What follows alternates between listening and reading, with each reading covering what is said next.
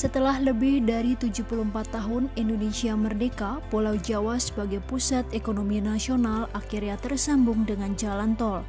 Sejak 2019, tol Trans Jawa tersambung dari Merak hingga Probolinggo. Tol sepanjang 962 km ini melintasi 5 provinsi, 15 kota, dan 22 kabupaten di Pulau Jawa.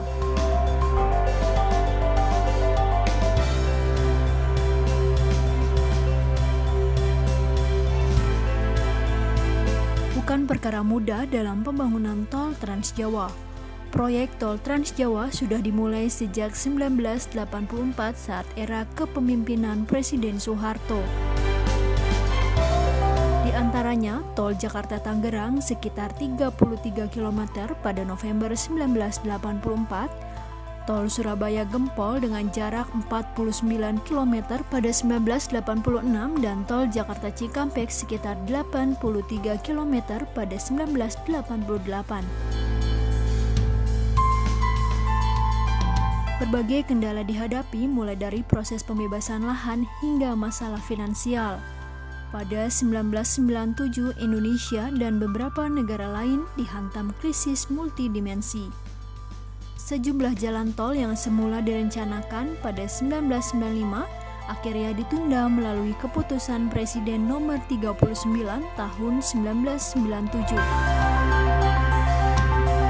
Hingga kemudian pemerintah silih berganti, mulai dari Presiden Habibie, Presiden Abdurrahman Wahid, hingga Presiden Megawati Soekarno Putri. Pembangunan tol Trans Jawa berjalan tertatih-tatih dan baru terwujud 242 km hingga 2004. Kemudian pada 2004 hingga 2018, masa Presiden Susilo Bambang Yudhoyono, sebanyak 17 jalan tol yang dibangun sepanjang 212 km, namun hanya 4 diantaranya yang merupakan bagian dari jaringan tol Trans Jawa, yakni tol Kancil Pejagan sepanjang 35 km pada 2010, tol Surabaya-Mojokerto seksi 1A Waru sepanjang 1,89 km, tol Semarang-Solo seksi 1 dan 2 Semarang hingga Bawen pada 2011 dan 2014 sepanjang 22,95 km, dan tol Kertosono Mojokerto seksi 1 Bandar Jombang sepanjang 14,41 km pada 2014. Di era Presiden Jokowi inilah tol Merak hingga Probolinggo telah tersambung. Kini pembangunan terus dilanjutkan, yakni ruas Probolinggo-Banyuwangi. Ditargetkan tol sepanjang lebih dari 172 km tersebut akan rampung pada 2025. Tersambungnya Pulau Jawa dengan jalan tol dapat mendorong efisiensi sistem logistik Pulau Jawa dan nasional karena pendeknya jarak tempuh, sehingga dipastikan mengurangi bebas operasional. Selain itu, tol Trans Jawa juga dapat mengintegrasikan kekuatan potensi dan sentra ekonomi di Pulau Jawa, di antaranya usaha mikro kecil menengah UMKM, kawasan industri, pelabuhan, bandara, permukiman, hingga destinasi wisata. Tol Trans Jawa berperan sebagai penyatu kekuatan ekonomi di Pulau Jawa untuk kemajuan ekonomi Indonesia. Tol ini harus terintegrasi dengan apa? Dengan titik-titik pertumbuhan ekonomi, baik itu misalnya kawasan industri, baik itu yang namanya pelabuhan, baik itu yang namanya kawasan wisata, ya ini yang ingin kita integrasikan semua, sehingga jalan tol dibangun itu betul-betul berguna, betul-betul bermanfaat maksimal, baik untuk dunia usaha, baik untuk dunia pariwisata, baik untuk dunia industri, baik untuk juga kawasan-kawasan pelabuhan yang juga sebagian sudah kita ekspansi dan kita bangun. Inilah tol Pasuruan Probolinggo, bagian terbaru dari jaringan tol Trans Jawa yang diresmikan pada 10 April 2019 lalu oleh Presiden Joko Widodo. Pembangunan jalan tol ini membuat ujung barat Pulau Jawa, yakni Merak, terhubung hingga Probolinggo dengan jalan tol sepanjang 962 km. Tol dengan panjang keseluruhan 45 km ini diharapkan dapat meningkatkan akses mobilitas masyarakat, barang, dan logistik, sehingga diyakini mampu memberikan nilai tambah bagi pertumbuhan ekonomi secara keseluruhan. Selain itu, kawasan industri kecil dan menengah juga diharapkan dapat berkembang dengan cepat, karena akses logistik menjadi lebih murah dan cepat, serta efisien. Kita lihat dari Jakarta, dari Cawang sampai Probolinggo. Sekarang ini sudah tembus sepanjang 840 km tembus. Kalau dimulai dari ujung barat Pulau Jawa, di Merak sampai Probolinggo juga sudah tembus sepanjang 962 km. Kalau nanti dari Merak sampai Banyuwangi itu 1.148 km.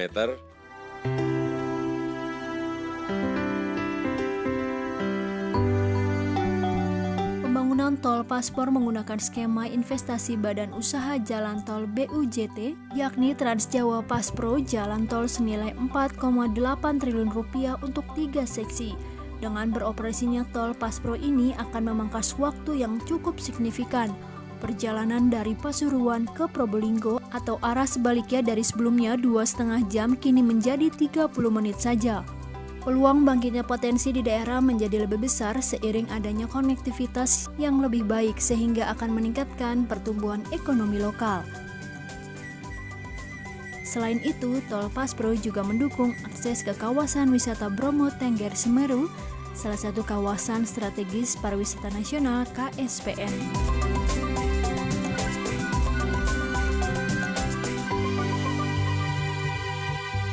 Ya, tol ini kan merupakan bagian dari Trans Jawa ya, yang itu harapan kita akan akhirnya itu menyambung sampai ke Banyuwangi.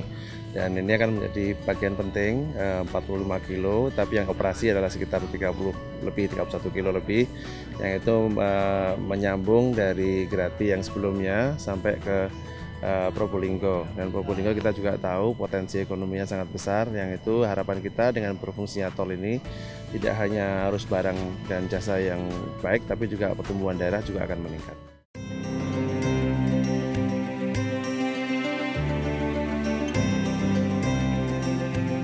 Keseluruhan tol ini terdiri dari 4 seksi dengan total panjang 45 km, namun baru 3 seksi dengan panjang 31,3 km yang telah beroperasi. Sementara seksi 4 Probolinggo Timur, Gending, kini masih dalam proses pengadaan lahan. Proses pengadaan lahan tersebut ditargetkan selesai pada akhir tahun 2020.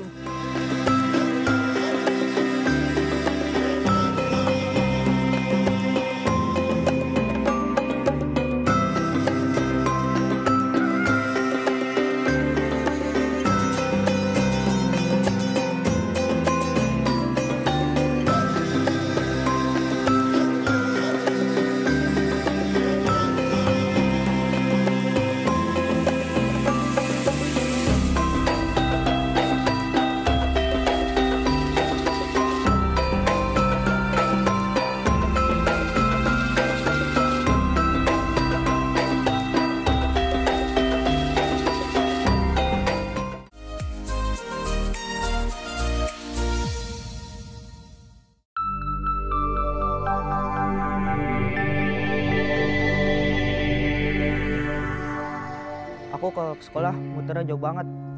Pengennya sih dibuat jembatan, biar lebih dekat sekolahnya. Jakarta semakin banyak pembangunan, tapi sayang jalanan jadi macet. Kapan kelarnya?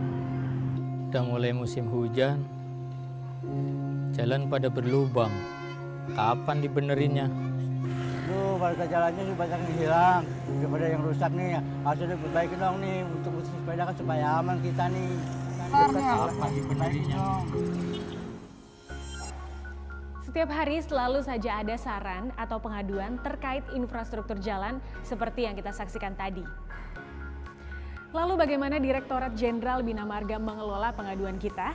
Yuk kita pahami bagaimana saran atau pengaduan masyarakat dikelola oleh unit pengaduan Bina Marga. Kamu bisa menyampaikan saran dan pengaduan kamu melalui email pipbinamarga@pu.go.id atau bisa juga melalui kanal pengaduan di website www.binamarga.pu.go.id.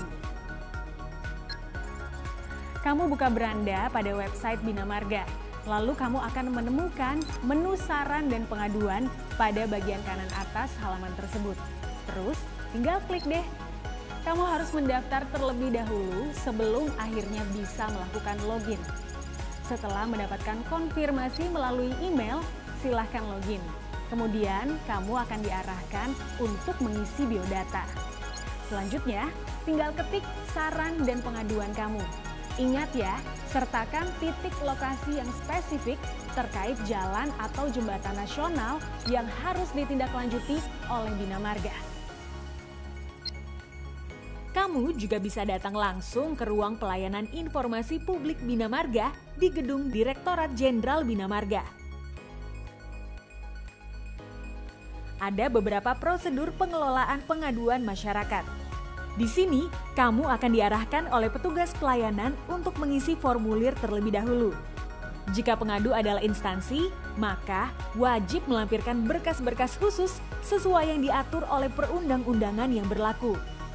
Sementara untuk pengadu berbadan hukum, wajib menyertakan lembar pertama dan terakhir anggaran dasar yang telah disahkan oleh Kementerian Hukum dan HAM. Petugas pelayanan akan memverifikasi berkas-berkas pengadu untuk ditindaklanjuti. Buat kamu yang berada di daerah, tenang aja, Ditjen Bina Marga didukung oleh 22 balai yang tersebar di seluruh Indonesia loh.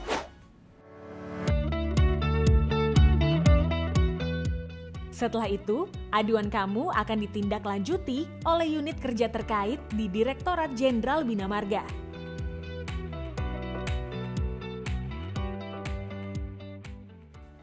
Jadi, jangan khawatir, Ditjen Bina Marga pasti akan menindaklanjuti pengaduan kamu. Karena saran dan pengaduan kamu sangat berarti bagi Bina Marga, agar kinerja kami menjadi lebih baik. Jangan lupa untuk follow media sosial Bina Marga untuk mendapatkan informasi paling update seputar jalan nasional, jalan tol, dan jembatan nasional. Yuk sama-sama berkontribusi untuk membangun infrastruktur Indonesia yang lebih baik.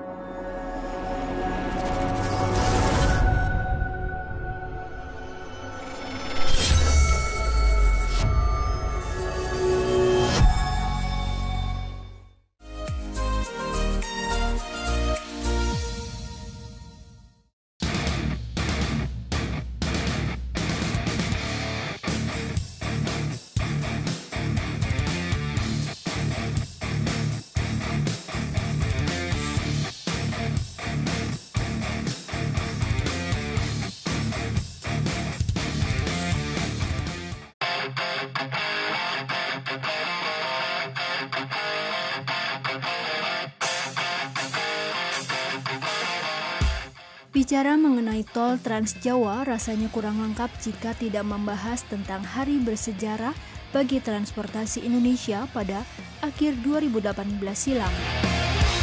Bagaimana tidak, sebanyak 7 ruas tol Trans Jawa diresmikan oleh Presiden Joko Widodo pada 20 Desember 2018. Peresmian ini menjadikan jaringan tol Trans Jawa terhubung mulai dari Merak, Banten hingga Pasuruan, Jawa Timur dengan panjang 933 km. Menariknya, dalam peresmian, Presiden Jokowi menjajal sendiri jalan tol yang baru dibangun tersebut.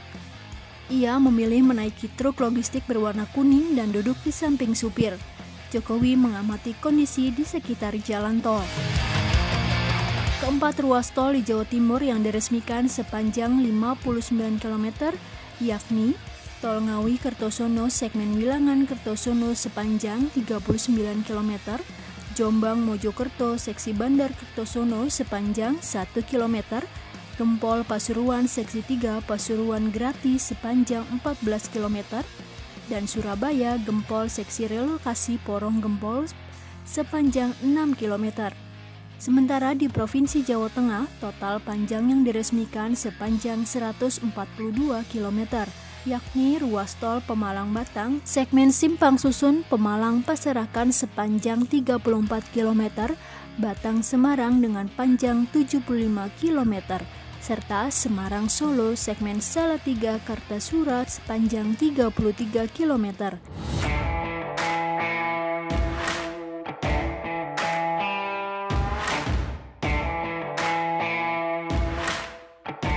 Inilah salah satu 7 ruas jalan tol yang diresmikan Presiden Joko Widodo pada Desember 2018.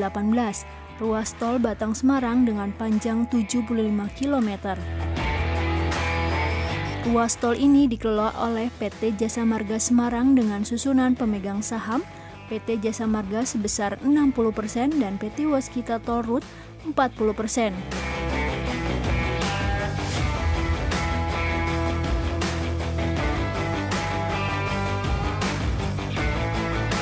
Biaya investasi yang digunakan untuk membangun ruas tol ini sebesar lebih dari 11 triliun rupiah. Pembangunan tol yang dilakukan pemerintah ini salah satunya bertujuan memberikan fasilitas bagi masyarakat, yakni dengan menambah pilihan jalan yang dapat digunakan sehingga mampu mengurai kemacetan di jalan raya. Lebih memudahkan, lebih mudah, kemudian bisa lebih cepat, dan juga lebih murah. Tapi masyarakat diberi opsi-opsi, diberi pilihan. Mau pakai yang atas jalan tol ini silahkan, mau pakai yang bawah di jalan nasional yang lama silahkan. Sehingga kita harapkan yang jalan lama ini, jalan nasional juga terkurangi kemacetannya. Karena sebagian pindah di jalan tol. Ini alternatif-alternatif yang diberikan untuk masyarakat memilih.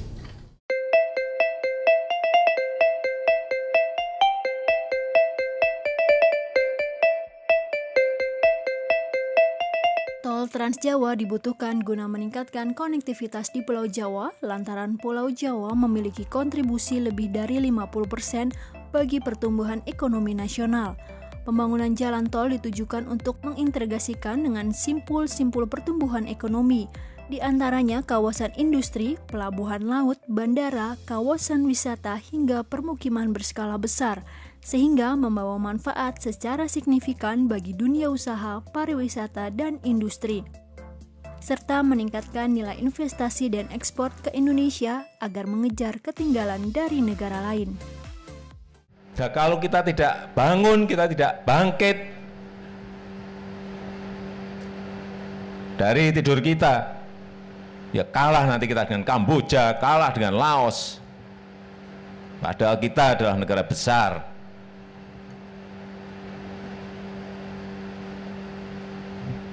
Di ASEAN, GDP kita adalah yang terbesar, PDB kita adalah terbesar. Ketersediaan jalan tol ini juga diharapkan mampu mendorong perkembangan potensi ekonomi lokal di sepanjang koridor tol, menyediakan tempat bagi usaha mikro kecil menengah UMKM, salah satunya di rest area. Rest area atau wilayah rehat para pengendara kini berkembang fungsinya, tak hanya sebagai tempat beristirahat namun juga destinasi wisata.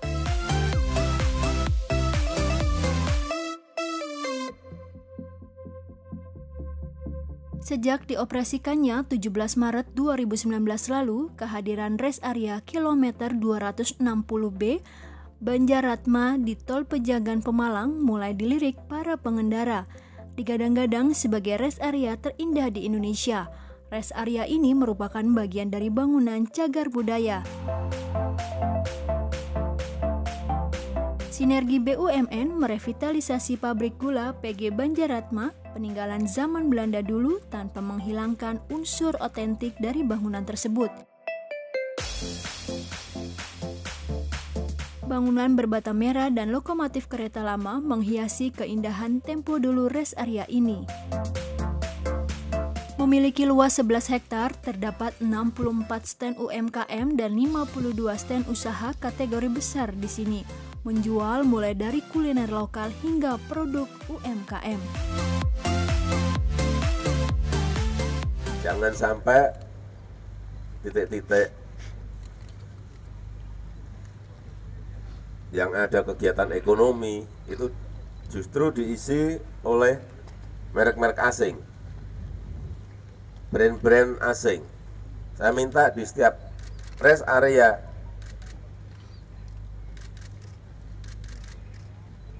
sate, soto, tahu guling, gudeg, sudah perintah ke Menteri BUMN, Menteri PU untuk dirubah, nanti kerjasama dengan kabupaten kota, dengan provinsi, sehingga yang namanya batik bisa dijual di rest area, telur asin bisa dijual di rest area. Kuliner dan produk lokal memang harus diperkenalkan serta dipertahankan agar tidak tergerus dengan produk asing yang kini mulai merajai industri Indonesia. Jembatan Kalikuto adalah elemen penting dari Jalan Tol Batang-Semarang. Jembatan Kalikuto dirancang sepanjang 160 meter, berbobot 2.400 ton dan memiliki bentang utama 100 meter, serta jalan pendekat di sebelah barat dan timur masing-masing 32 meter.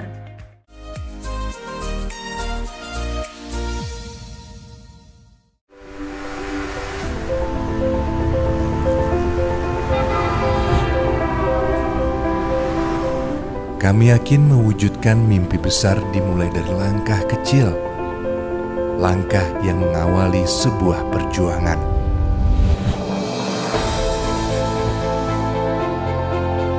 Untuk itulah Bina Marga hadir, menyertai perjalanan setiap elemen bangsa Indonesia. Kami memulainya lewat rencana matang, demi hasil yang berdampak nyata.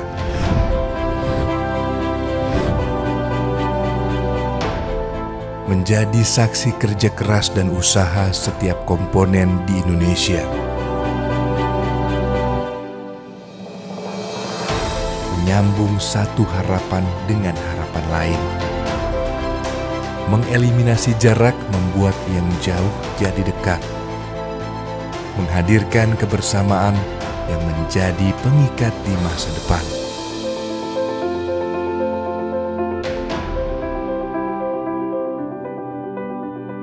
Memberi jalan pembuka untuk mengembangkan potensi bangsa. Kini lebih dari 7 dasawarsa Bina Marga menyertai kehidupan masyarakat dari ujung timur hingga ujung barat. Menjadi teman yang menyertai setiap perjalanan. Kini kami melangkah lebih lebar demi mewujudkan mimpi bangsa yang lebih besar. Bina Marga akan terus menyertai perjalanan bangsa Indonesia. Perjalanan tanpa batas yang akan mengangkat Indonesia ke kancah dunia.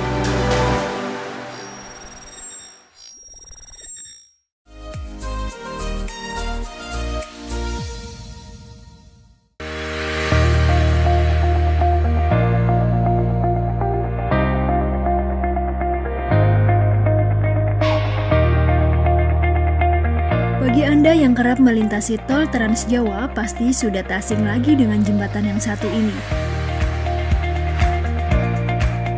Jembatan Kalikuto adalah elemen penting dari Jalan Tol Batang-Semarang. Jembatan Kalikuto dirancang sepanjang 160 meter, berbobot 2.400 ton dan memiliki bentang utama 100 meter, serta jalan pendekat di sebelah barat dan timur masing-masing 32 meter. Tinggi pelengkung bentang utama kurang lebih 30 meter dari top level aspal. Merupakan jembatan pertama di Indonesia yang menggunakan metode swing arch dengan material girder, di mana strukturnya dirakit di lokasi pemasangan dengan segala tingkat kerumitannya. Material jembatan 80% buatan lokal, yakni di kota Serang, Tangerang, dan Pasuruan. Sementara material yang diimpor hanya baja merah melengkung di atas jembatan yang berasal dari Perancis.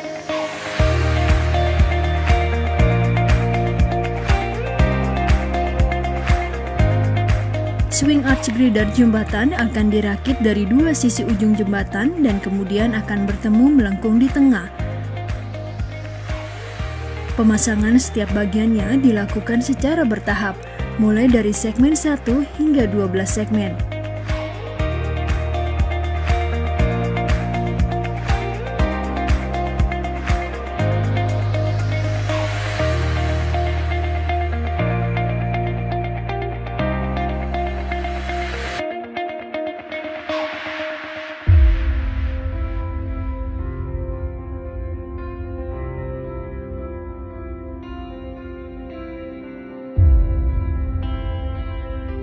Untuk memperindah tampilan, jembatan dicat warna merah dan putih.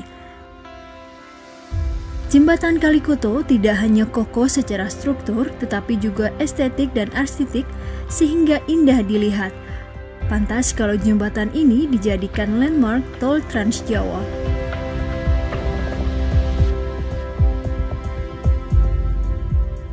Sebelum beroperasi dan dilewati oleh kendaraan, jembatan perlu dilakukan loading test atau uji beban.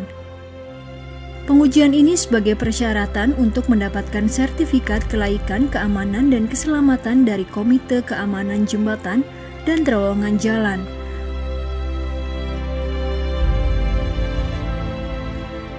Ada dua tipe uji beban yang dilakukan, yakni uji beban statis dan dinamis. Uji statis dilakukan untuk mengetahui deformasi jembatan terhadap beban yang direncanakan.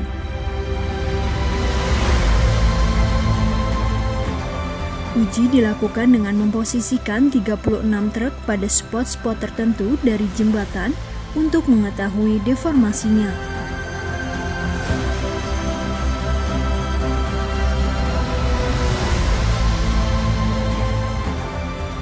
Pengujian diamati dari berbagai sensor yang ditempatkan di jembatan.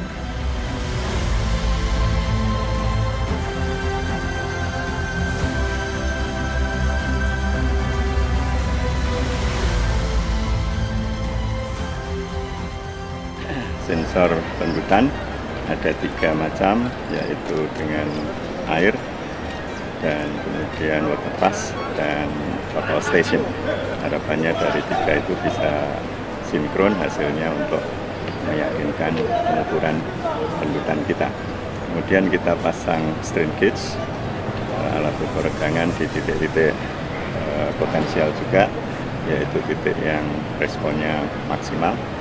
Kemudian juga nanti uji dinamik, kita pasang accelerometer di jalur tengah, jalur tepi, kiri, tepi kanan, di tengah bentang, 1/4 dan 3/4. Harapannya nanti kita punya respon statik dan respon dinamik. Tes kedua, uji beban dinamis, dilakukan dengan menjampingkan truk dengan beban roda depan atau belakang secara bergantian. Dari truk yang bebannya mencapai 27 ton dengan tinggi jatuh 20 cm. Dari uji tersebut membuat jembatan bergoyang atau vibrasi sehingga diketahui frekuensinya yang tergantung pada tingkat kekakuan jembatan. Banyak 2 hasil pengujian bisa disimpulkan jembatan ini cukup meyakinkan. Pertama, kekuatannya memadai. Kemudian yang kedua, respon beban sampai 70% fly float dan mungkin 100% ekstrapolasi masih cukup linear, dan itu 2 hal itu sangat diperlukan untuk kriteria sehat dari jembatan. Uji beban sebuah jembatan sangatlah penting untuk menguji kondisi jembatan tersebut. Tidak hanya dilakukan seusai rampungnya konstruksi jembatan, namun juga perlu dilakukan secara teratur dalam periode 5 tahun sekali, guna mengetahui keadaan jembatan setelah digunakan dan untuk menentukan apakah perlu atau tidaknya rehabilitasi atau perbaikan tertentu.